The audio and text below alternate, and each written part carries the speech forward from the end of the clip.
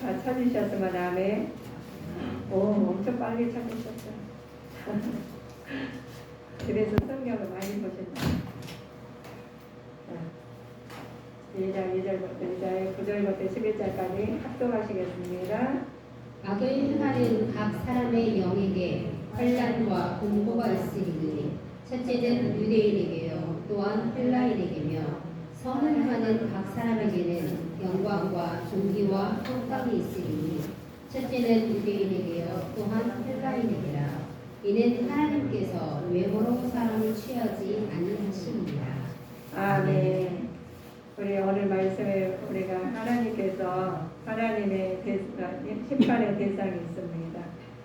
우리가 우리 심판의 대상에서 우리는 하나님의 은혜 가운데서 하나님의 능력을 받는 자가 되어야 됩니다.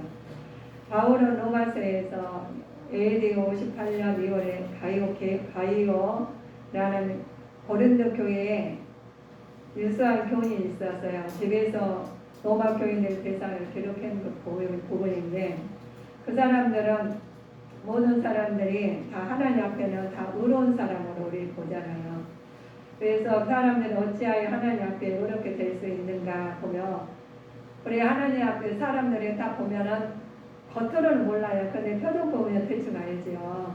우리 표정 보면 얼굴이 근심이 있는지 기뻐서 어려운 거지 말을 안 해도 다 알아. 그런데 우리 하나님의 교회 고린도 교인들을 유사한 교인 집에 로마 교인들이 다 기록했는데 그 사람들은 어찌하여 하나님 앞에 의롭게 여겼는가 될 수 있는가 모든 사람들을 걸쳐 제기된 질문에 대해서 답변하는 말씀이 로마서의 말씀입니다. 창조에 의해 의롭게 되지 못한 사람이 결코 의로울 수 없기 때문에 그렇죠. 로마서는 사람이 의롭게 될 수 있는 방법을 제시하고 있는 해석의 책이라고 합니다. 자, 로마서를 보니까 우리 보면 사람이 인사 만날 때 처음 볼 때 그 말을 하잖아요. 나는 누구요 라고 말을 해요. 우리 그 부분은 대부분 저는 제가 그 전에 제가 이제 원장하고 목사가 됐어요. 전도사가 된 때가 있어서. 그런데 제가 조금 부끄러울 때는 원장님이라고 했어요. 저는 너는 작은 천사 원장님이에요 라고 볼 때가 있고 제가 좀 떳떳하고 복음자를 하나님 일을 많이 할 때는 있을 때가 있잖아요. 그럴 때는 제가 주님께 오정순 전도사요 이렇게 전할 때가 있어요. 그러고 나니까 어떤 생각이 들었냐면 양심이 찔리더라고요. 어쩔 때는 전도사요 하고 어쩔 때는 원장이요 하니까 양심이 찔리더라고요. 그래서 이건 아니다 싶어가지고 이제 전도사가 제대로 돼야 되지 하고 막 전도를 했어요. 아이들 재워놓고 막 가서 전도하고 그랬는데 그럴 때는 마음이 떳떳해요. 누굴 만나는 건 전도사요 하고 그랬는데 그러나 제가 하나님 일을 좀 소홀히 할 때가 있는데 제 마음의 자체가 양심이 찔려서 그런지 그 말이 안 나와요. 그래서 꼭 제가 작은 천사 전도사라고 제가 설명했을 때가 있었습니다. 근데 바울은 어떻게 자기 자신을 어떤 사람이라고 소개했냐면은 예수 그리스도의 종 사도 그리스도의 절대 복종하며 사도라고 하는데 그리스도의 종이라고 꼭 붙여요. 예수 그리스도는 종 사도라고 자기는 붙여. 그러면서 절대 복종하며 그리스도의 복음을 위해 보내심 받는 자라는 의미 예수 그리스도 종과 사도로 자기 소개를 해요. 우리가 보면 나는 누구누구의 종인데 우리 소개할 때 주님의 교회 목사입니다. 주님의 교회 전도사입니다. 주님의 교회 집사입니다. 주님의 교회 간주자입니다. 이렇게 소개하면 뭐예요? 나는 그 직분을 잘 감당할 수가 있다는 거예요. 그런데 내 감당을 참 못할 때는 제가 말씀드리는 거 원장이라고 그래요. 우리 직분이 여러 가지 많이 있잖아요. 그러나 우리는 그 소개할 때 사도 바울처럼 그리스도의 종으로 사도라고 우리가 소개하신 것처럼 우리도 그런 소개가 자동으로 나올 줄 믿습니다. 자동으로 나와요. 우리는 교회, 주님의 교회 집사입니다. 여러분, 나는 집사답게 살아야 되고, 주님의 교회 목사입니다. 목사답게 살아야지만 그게 떳떳이 나온다는 그 말씀입니다. 인류 죄를 대신하여 죽으셨을 뿐만 아니라 부활하심으로 우리의 주가 되신 예수 그리스도의 복음의 핵심이 이루고 있는 부분이죠. 근데 이 사도 바울이 말씀하는 게 있어요. 본문에 하나님께서 사도 바울에게 하나님께 감사드릴 이유가 있어요. 사도 바울은 우리가 하나님 믿으면 감사하는 마음이 생기게 되죠. 근데 어떤 감사를 했느냐? 로마서 성도들의 믿음은 온 세상에 전파되었기 때문에 감사했어요. 또 성도의 믿음을 그 자체가 아니라 그 믿음 열매를 맺는 것에 대해서 굉장히 감사를 했습니다. 하나님 일을 했는 부분이 결실을 맺어진 얼마나 감사해요. 그래서 그 부분에 감사를 했죠. 복음 전파 파급력이 감사 조건을 되는 부분입니다. 그래서 우리는 하나님께서 믿음을, 그 사람들이 믿음이 얼마가 있는지 조금 있는 장서가 물량까지 모르잖아요. 근데 하나님 말씀하시기를 우리 그 과일나무를 보면 알게 됐어요. 묘목을 심어가지고 나무가 되고 가을에 열매가 되는 그 부분이 보니까 잘 가꾸고 한 사람 열매가 토실해가지고 하나님 자녀 입으로 다 들어오고 만드셨어요.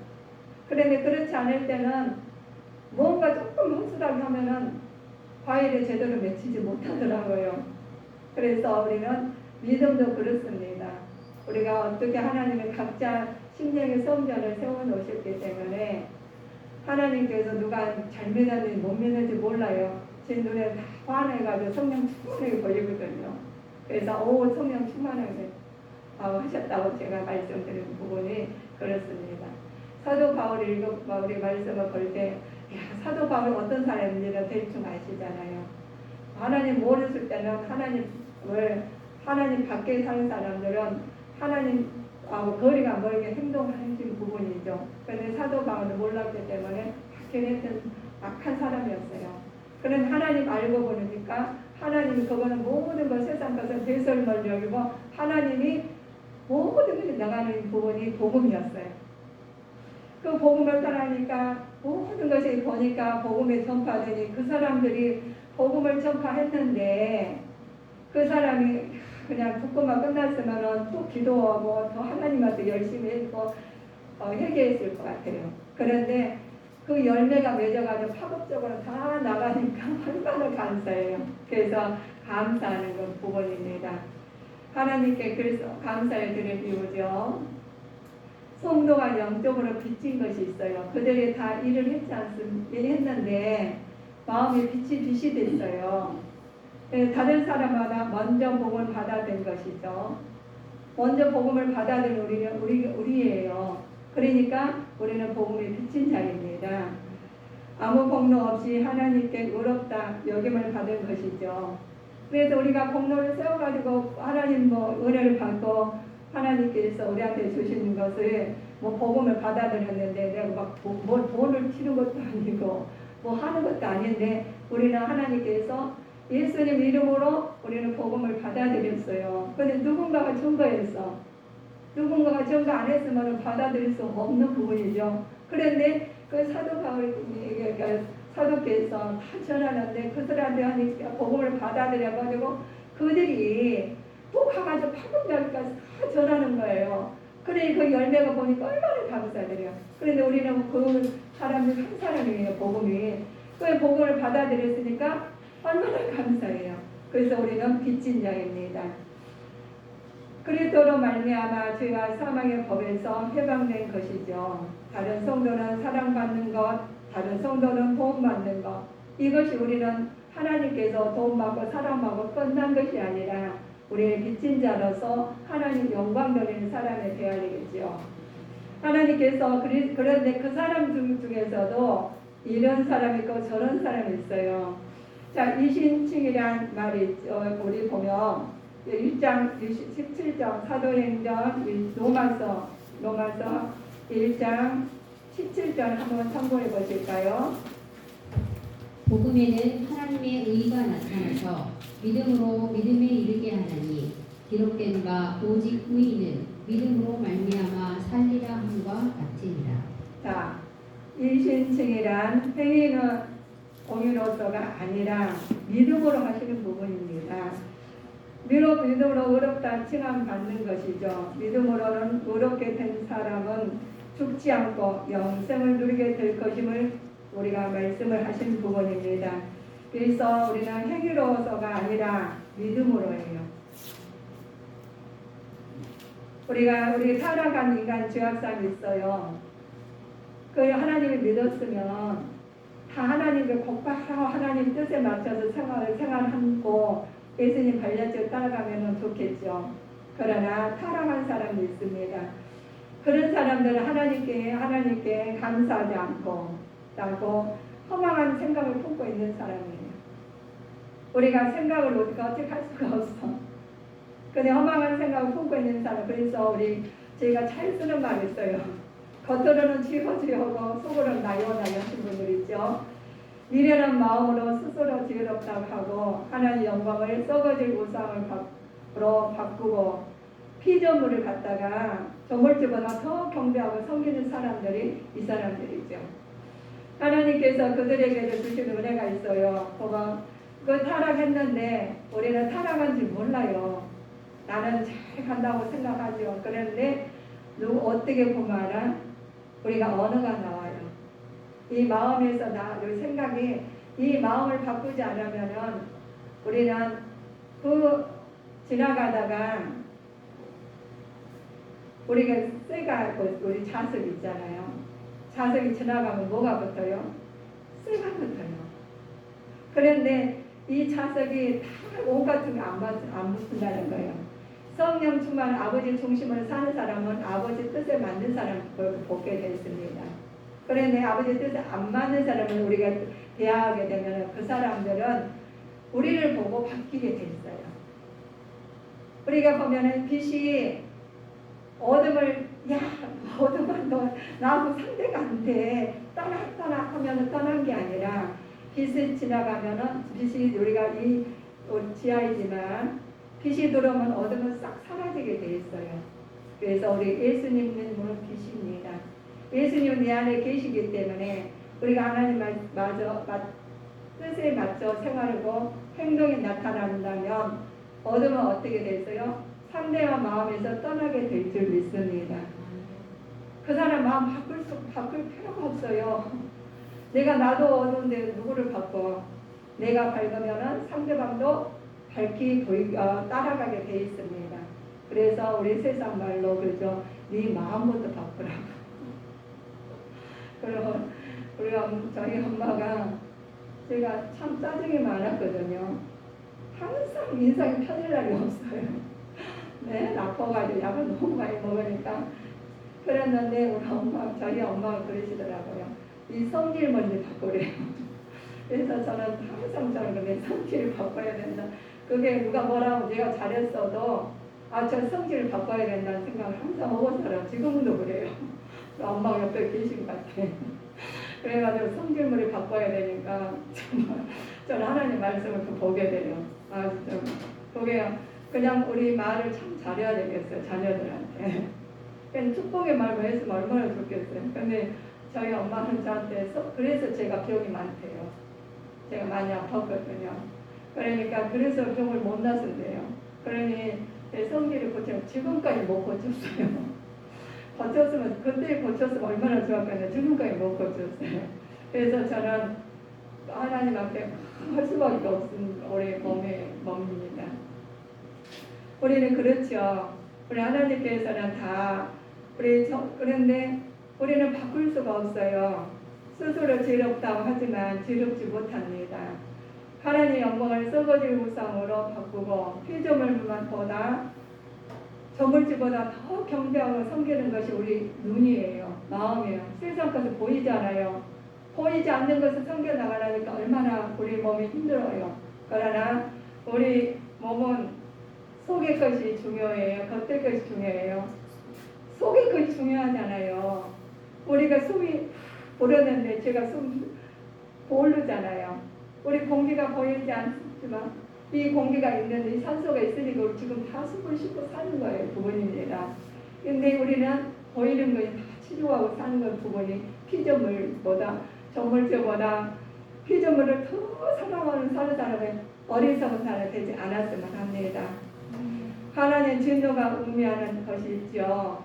우리 하나님께서 진노하셔요. 그러면 세상 하나님께 주신 것을 나를 사랑하고 하나 나를 따르라고 하나님 말씀을 알려주셨는데 좋을 때는 할렐루야 하고 아니 그냥 기분 안 자기가 어려울 때는 아이고 내가 해야지 노력해 산다고 하면 하나님께서 진노하셔요.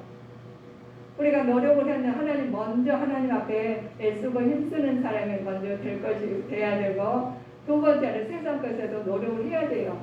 그냥 게을르고 나태한사만 하면 절대 안 됩니다.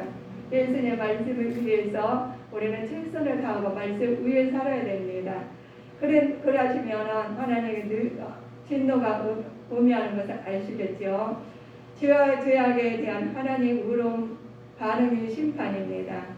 개인 감정의 발동인 경우에 대부분 인간 노와 달리 하나님 진노에는 그의 공의 것을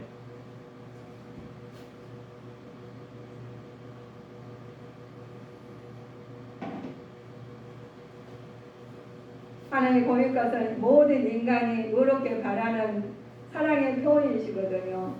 하나님께서 우리가 왜 진노하셨는지 우리 1장 18절을 상고해 보실까요?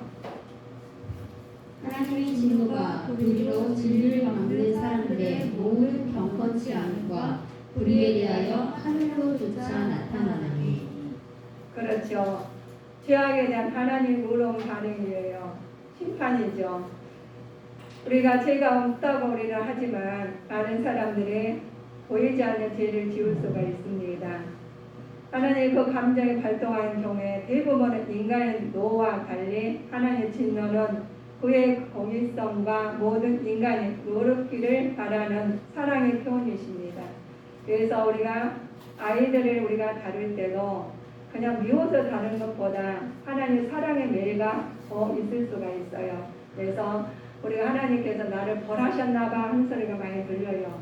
요즘 어려우니까 벌하신 게 아니다. 하나님께서 깨달으시랍니다. 우리 하나님께서 이번에 우리 깨닫고 하나님 어려울 때는 더 깨달아서 하나님 앞에 더 가까이 가는 믿음의 자녀가 되어야 되겠습니다. 우리 겨울에는 나무가 뿌리가 밑으로 내려가고 뿌리로 내려가잖아요. 여름에 봄이 되면은 싹이 나서 우러나와요. 그래서 그때 계속 우리가 나무가 잎이 나고 싹이 나고 다 나가지고 위에를 보면 밑에 뿌리가 없어서 바람이 나고 홍수가 나고 다 하면은 그 지탱을 못해요. 그래서 우리는 어려움 때 우리는 믿음이 견고히 서기 위해서 하나님 앞에 기도하고 말씀으로 인도하심을 받아서 하나님의 뜻을 나타내는 길을 가셔야지만이 의로운 자가 되십니다. 한 가지는 하고 다른 것은 하나님이 이거 전도만 했어도 안 되고 기도만 했어도 안 되고 우리가 하나님께서 지체를 이루신 것처럼 우리는 다 함께 한 협력의 손을 이루시는 것처럼 우리도 믿음 생활도 그리 해야 되시겠습니다. 그래야지 믿음 생활은 우리가 신앙이 균형 있게 나아가시겠죠. 하나님 알 기회가 없어서 섬기지 못했다고 핑계지 못한 이유가 있어요. 예수님 믿으라고 하면 사람들이 나는 예수님 믿었는데 내가 믿었다고 해요. 그러면서 내가 예수님 믿어보니까 이렇더라고 나 이제부터 안 믿는 사람 데려와 계신 분들이 많아요. 요즘에 코로나19를 통해서 예수 안 믿는 사람들이 얼마나 많았는지 나는 과거에 장로님 됐고 권사였대요. 나는 과거에 믿음을 엄청 교회에서 생활을 할 정도였대요. 그런데 지금은 안 믿는데요. 왜 안 믿느냐 되니까 믿어보니까 별것 아니래요. 그런 믿음을 갖고 해서 별것 아닌 믿음을 가지면 절대로 안 됩니다. 우리는 굳건한 믿음을 가져야 돼. 사람 살기에 조금 나쁜 거 같이 안 만나서 상대도 않고 전화도 안 받고 그러고는 별것 아니게 여기면 우리는 기분 나빠서도 사람 안 사귀잖아요. 어떻게 길게 살겠어요? 우리 하나님께서도 인격의 하나님이십니다. 하나님 사랑으로 사랑의 징계를 주셨는데 깨달아 했는데 그 깨닫지 못하고 하나님 떠나버리면 절대로 안 된다는 거예요. 그래서 우리는 믿음은 우리 상황에 따라서 움직이는 것은 믿음이 아니에요. 환경에 따라서 막 믿고 안 믿고는 믿음이 아니라 우리가 다니는 우리 정교인이에요. 그래서 우리는 정교인이 되지 아니하고 하나님 믿는 믿음으로 간 부분이 우리는 왜 그렇게 말을 우리가 보면 복음을 통해서 특별 계시와 또 양심이 등의 일반 계시를 통해서 하나님을 발견할 수 있게 하셨기 때문이죠. 복음에 우리가 되는 특별 계시를 받아들일 때 긴가민가 할 수도 있어요. 그렇지만은 우리가 어떻게 알아요? 하나님 우리 안에가 뭐가 되어 있어? 양심이 있습니다. 내 안에 우리 성녀는 우리예요. 이 몸이에요. 각자 우리 다니는 곳 하나님 성령 하나님이 내 안에 계셔가지고 알려주셔요. 우리가 잘못하면은 양심이 착 찔리죠. 에이, 그러면 안 돼 하고 있어요. 그러나 하나님께서 양심을 주셨을 때 깨닫고 하나님 편에 돌아오시는 믿음의 자녀가 되어야 되겠습니다. 하나님께 따라서 문제 인간이 스스로 죄악으로 인해 그 알려진 계시 빛을 이해하지 못하는 불행 가운데 머물렀다는 것이죠. 우리에게는 우리 계시, 특별 계시와 일반 계시가 있다겠죠. 우리가 특별 계시는 하나님 복음의 계시, 양심이 일반 계시는 양심이 있어요. 그래서 우리는 하나님 말씀 안에서 특별 계시를 통해서 양심 우리의 일반 계시로 딱 나타나야 됩니다. 그래서 남이 울 때 슬퍼하고 있는데 내가 괜찮다고 아유 난 별로 오늘 괜찮을 거야. 상대방 안 괜찮아요. 너무 힘들어요. 근데 괜찮을 거야. 자기 중심으로 이야기해서는 안 된다는 부분입니다. 상대방의 마음이 아프면 아픈 거예요. 그러면 그분을 위해서 같이 협력해서 기도하고 옷이 없으면 옷을 가서 나눠 입고 쌀이 없으면 같이 나누는 것이 우리 믿는 자가 본분입니다. 그들은 아프든가 말든가 내가 괜찮아 할렐루야 감사합니다. 너 괜찮을 거야. 안 괜찮거든요. 이러면 안 되는 거 이런 마음에서는 안 됩니다. 우리 주님의 교회는 감사해요. 협력의 손을 이루어서 안이 계신 곳이 없이 지금 하시고 계셔서 너무 감사합니다. 그래서 이 문제가 너무 제가 말씀을 볼 때 너무 감사한 마음이 들었습니다. 하나님께서 우리가 보여주신 계시가 있죠. 일반가 하나님께서 계시에도 불구하고 인간은 어떠했나 보면 하나님 영화롭게 하고 감사해야 하는 인간의 본분을 망각하고 우상 숭배와 도덕 타락에 빠지게 말았습니다. 인간은 마음의 중심이 하나님의 외의 것이 있으며 이것은 모두 우상이므로 우리는 항상 하나님의 중심 올바른 삶을 살아야 되는데 세상 것으로 다 마음이 차가지고 가서는 절대로 안 되십니다. 그래서 하나님 말씀으로 올바른 신앙생활을 해야 되겠습니다. 우리가 우리 하나님 말씀 안에서 믿음생활을 하면서 우리 일어난 일이 많이 있어요. 남을 판단한 사람이 있어요. 그 사람은 누군지 바라보시겠습니다. 자, 2장 1절에 우리 사도행전 2장 1절 보실까요? 그러므로 남을 판단하는 사람아, 물론 누구든지 내가 핑계치 못할 것은 남을 판단하는 것으로 내가 너를 정죄하리니 판단하는 내가 같은 일을 행하느니라. 아멘. 남을 판단하는 사람이 있어요. 저도 그런 일을 범할 때가 많았습니다. 자기 의를 주장하면서 도덕적으로 옳다고 생각되는 일을 열심히 합니다. 그분들은 행함으로 그것이 하나님 연락된다고 믿는 율법주의자들을 가리키는 말씀인데 제가 그럴 때가 참 많았더라고요. 이들은 자기가 남을 판단하는 것과 마찬가지로 하나님의 판단은 즉 정죄를 받게 되는 부분이죠. 우리가 남을 판단하시면은 하나님은 다른 사람 몰라요. 판단하는지 어쩐지 몰라요. 그런데 누가 알아? 내 양심이 하나님 내 안에 계신 하나님 알고 계셔가지고 양심이 찔리면 회개하면 되는데 회개하지 않아요. 이게 우리가 양심이 찔리는데 회개하지 않으면 우리가 어떻게 하나? 하나님께서 그들을 하나님 판단으로 하나님께서 판단 즉 정죄를 받게 됩니다. 그래서 오직 하나님만 모든 일은 우리는 주님의 이름으로 해야 되죠.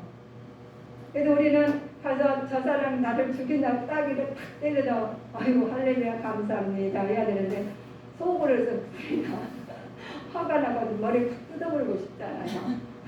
다 뜯어버리고 싶은데 그러면 안 된대요. 그 머리 뜯지 말고 기도하래요. 그게 어느 때까지 내 마음이 풀릴 때까지 하면 뭐를 해야 돼? 그거 반 뜯지 말고 힘드니까 그거를 힘들 여기다 쏟지 말고 기도를 하시면 하나님 뜻에 맞아요. 그러니 저 사람이 얼굴을 갖다 그냥 머리를 쥐어뜯고 얼굴 뗀다 해서 같이 때리면 안 된다는 거예요. 때리지는 않았어도 속으로 막 하면 하시면 뭐 하나님 알고 계셔요. 근데 그것도 하지 마시라는 거예요. 그 때문에 그를 위해서 저는 이렇게 해요. 너무 저거 안 맞았잖아요. 말도 안 되는 거 그분들한테 축복을 해줘요. 저분은 그 상대방한테 축복을 많이 빌어드려요. 너무 뭐가 화가 나니까 싸움을 못 하겠고 그래서 제가 그분한테 바꿨어요. 축복을 빌어줬어요. 그러더니 하풀 꺾였잖아요. 그래서 저도 축복을 왜 하풀 꺾이겠어요? 저도 축복해야 되니까 저한테는 반대하시니까 저한테도 축복하고 저를 상대방 우리가 화가 날 때는 바꿔야 되잖아요. 바꿔야 될 때는 저것도 바꿔달라 그랬어요. 저를 바꿔야지 상대방이 화 안 날 것 같아서 그래서 저것도 바꿔주고 상대방도 저렇게 하면 안 되겠다 생각이 들어서 속으로 다른 사람도 그런 일을 하면 안 되겠다는 생각이 들어서 그냥 저분도 바꿔주세요 할 때가 있었습니다. 그래서 축복은 상대방을 축복을 빌어주고 바꾼 것은 나도 축복을 받아야 돼요. 두 번째는 나부터 바꿔주고 상대방도 바꿔서 하나님 같은 사람이 한 마음이 되게라고 저는 기도할 때가 있었습니다. 자기를 주장한 도덕적 옳다고 생각했던 사람이 뭔들 못하겠습니까? 행함으로 그것을 하나님께 연락된다고 율법주의자는 가르친 말들이 하나님께서 그들을 통해서 말씀하셔요. 우리는 우리에게도 말씀하시는 부분이죠. 사도행전에서 유대인들은 향한 하나님 인자하심이 목적이 있어요. 그래서 인자하심이 어떤 목적이 있나 사도행전에 보면 자, 이 사람 2장 4절을 참고해 보실까요?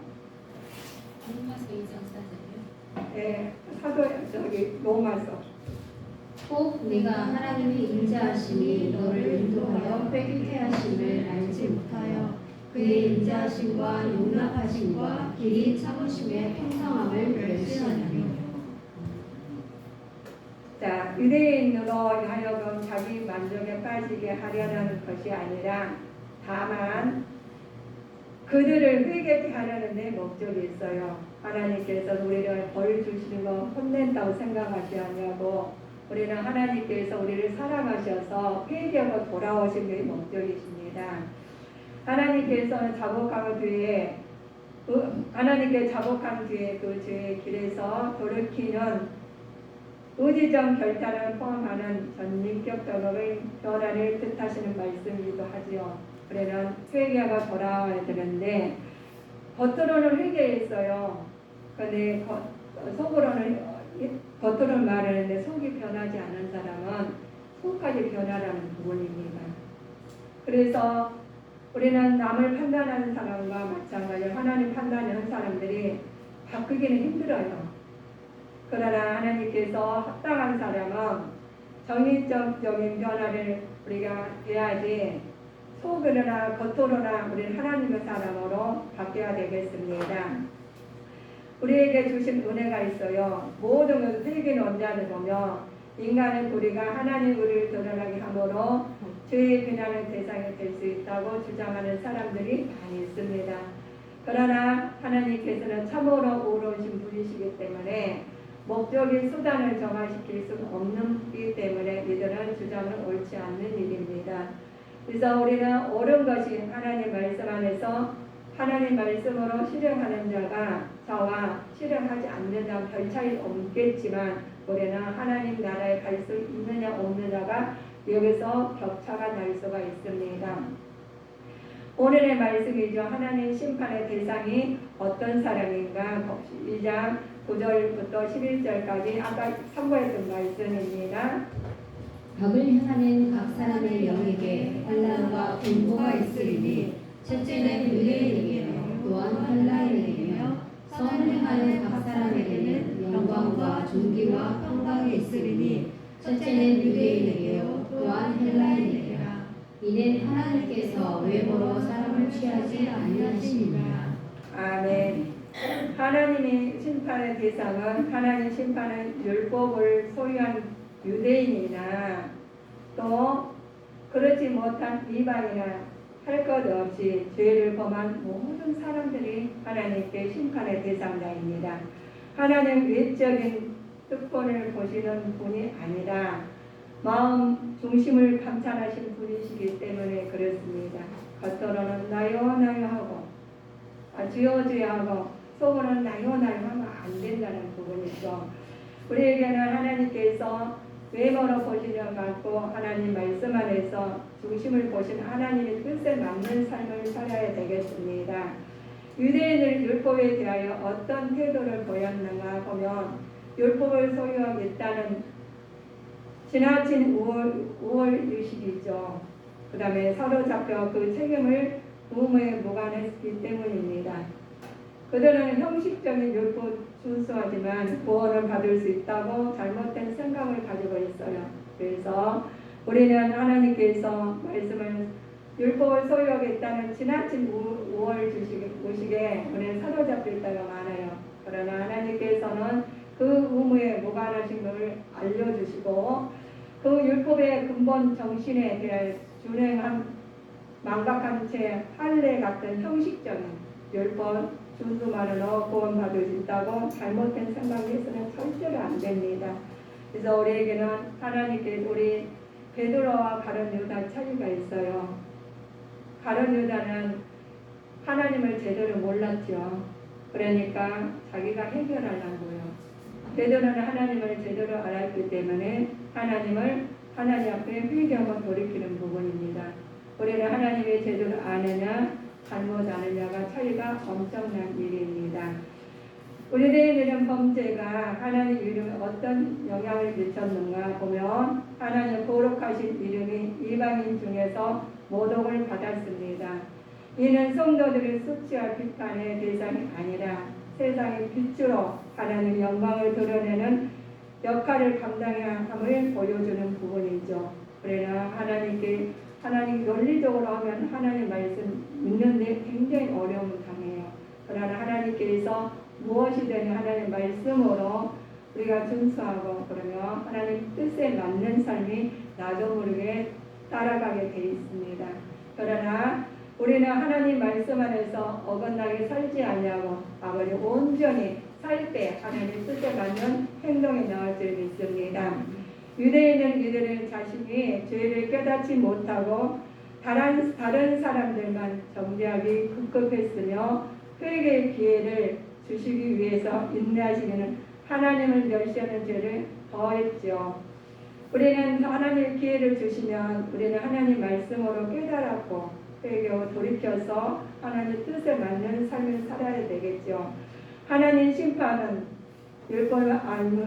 율법을 알므로써 해결되는 것이 아니라 그 율법을 이행함으로써 피할 수 있는 것입니다. 우리는 하나님께 율법 가지고 잣대를 되어가기 한 사람이 있어요. 그러나 심판은 율법을 알므로써 해결해야 됩니다. 하나님의 뜻에 알면 알수록 하나님께서 행함으로써 나타내야 하는 부분이죠. 율법을 알 만큼 우리는 행동으로 나타난 자가 되시기를 주님 이름으로 축원하겠습니다. 기도하시겠습니다.